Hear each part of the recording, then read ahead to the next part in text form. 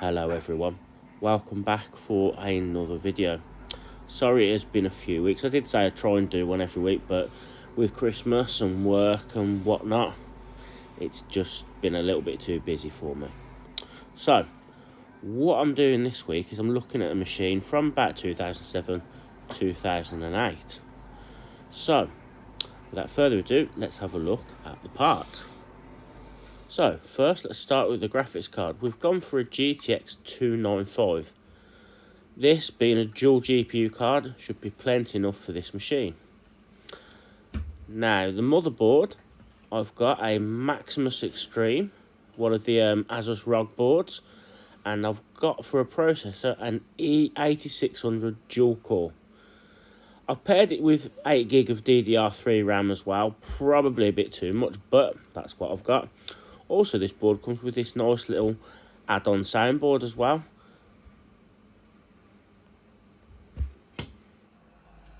So the case is a Thermaltake Zaser 3, and I've paired it with a EVGA 850 GT power supply, something a bit more modern, just to keep everything in check.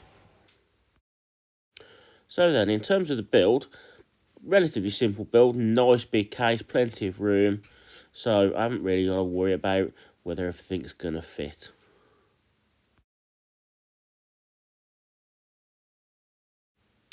So, while I am doing the build, I will talk just briefly about my choice of processor. So, I've gone dual core because really games from this era, the use of quad core really wasn't implemented much, and really the E8600 is probably one of the fastest chips you could get on this, especially from this era.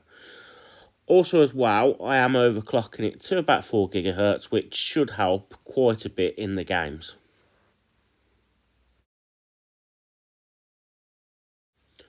So as you can see, we've got the board in now, just connecting up all the power on it.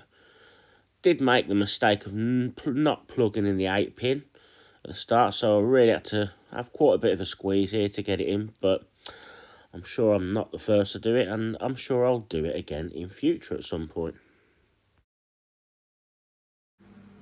Right then, so on to installing the graphics card. As I've said, I've gone for a GTX 295. Nice card, dual GPU as well on a single card, which is good for this machine really because it doesn't actually support SLI, it only supports Crossfire. And I haven't really got two graphics cards that I can use in Crossfire, so this kind of helps me out a little bit.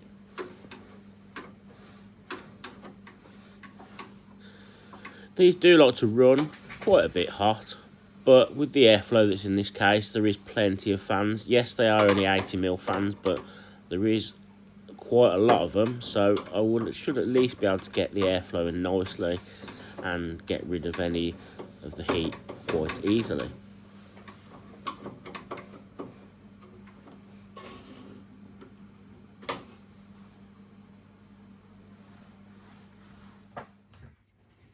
So onto the soundboard, the Supreme FX2 soundboard.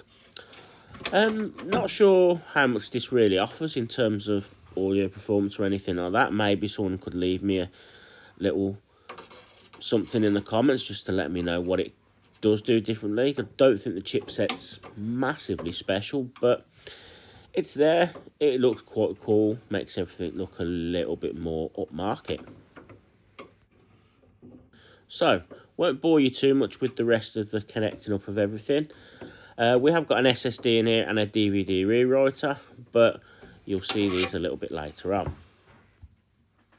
So, the moment of truth, will it switch on? Yes, it does. So, we're on, and it looks as well like we are posting. Happy days.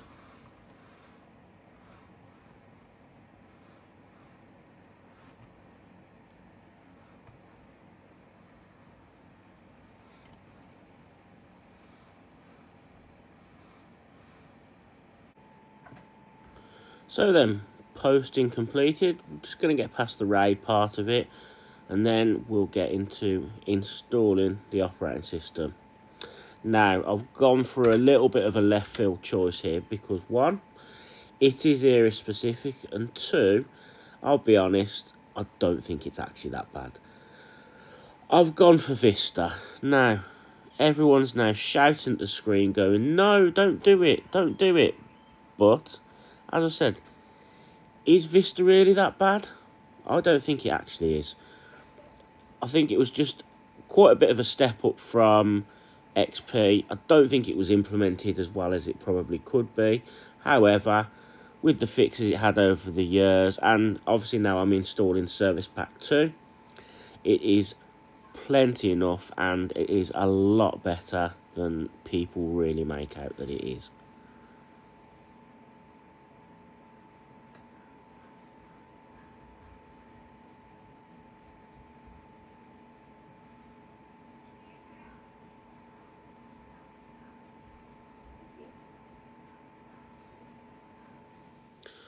So, as I said, Windows Vista.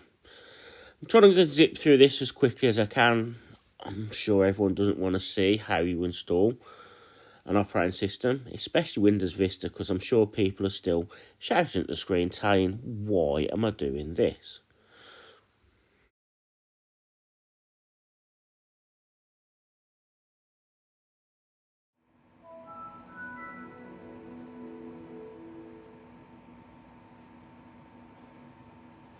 So, all installed, no problems really, just a few driver setup issues to do, and then we can get on to testing the machine. So, I wanted to use Unigine in Heaven just to make sure really that both the GPUs are working as they should be. As you can see in the top corner, it shows them both working away. Frame rate looks to be quite good as well, really, to be honest, especially on this. This is on the lower settings. However, I am running it at 1080p, which I'm sure is giving it quite a good run out.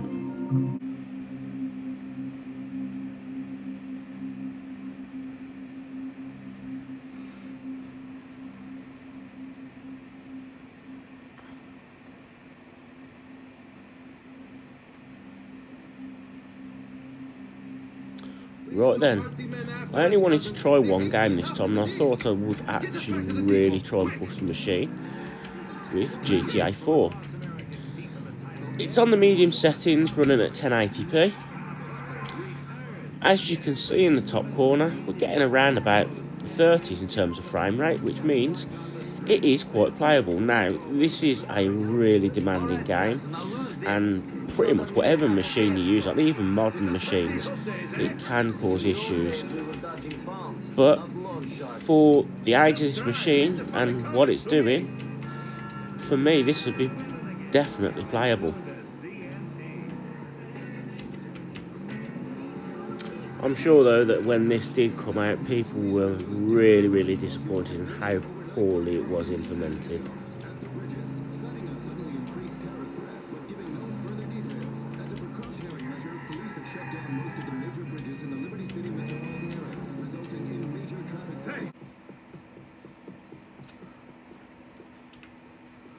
As you can see, we're still into the high 30s. It'll drop down a little bit when we get a little bit more into the picture.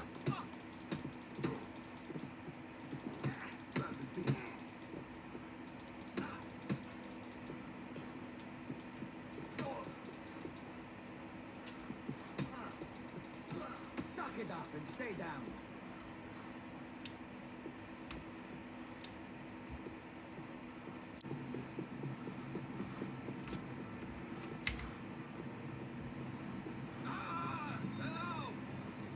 I'm going to have to take this. You must want me to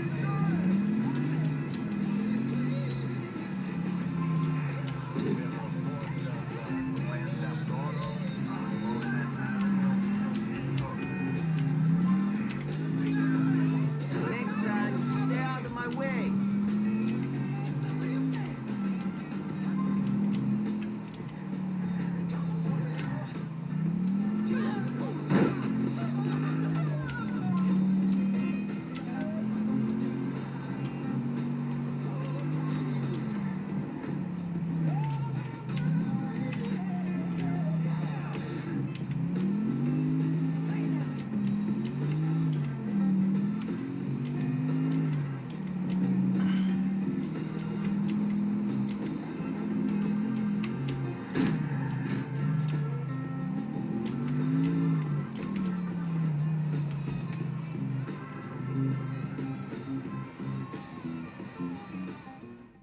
Right then, so let's clean up the case a bit. There's quite a bit of sticky residue on there from bits of sellotape, old stickers, so I thought I'd just go straight in with the magic eraser, because I know every time it gets them straight off.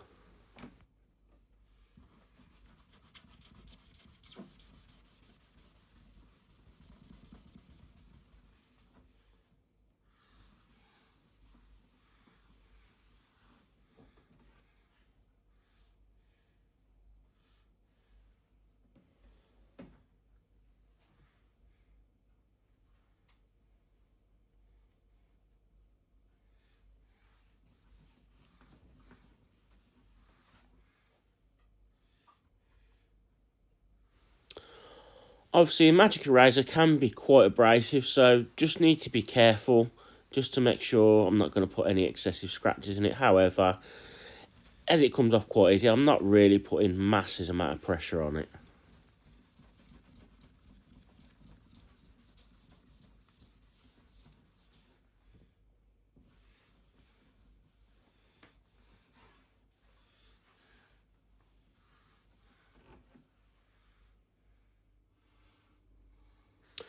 Onto the top, same sort of marks again.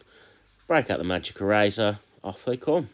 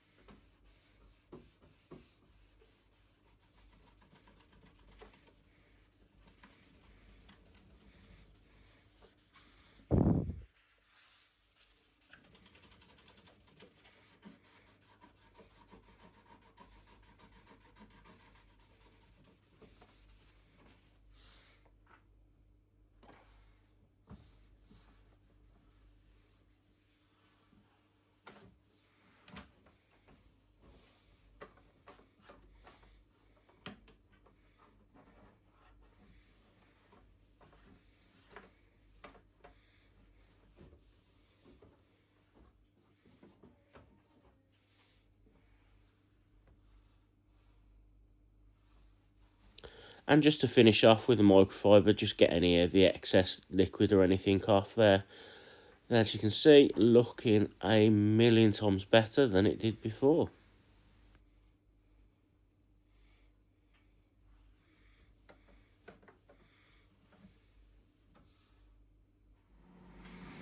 And then the finish article. And to be honest, I think it's a bit of a beast. If I had this machine back in 2007, 2008, I think I'd have been definitely happy with it.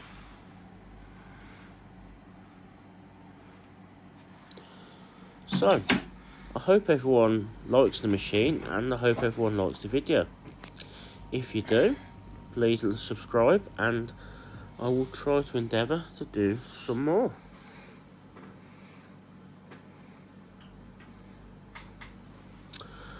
Goodbye everyone, and thank you very much for watching all the way till the end.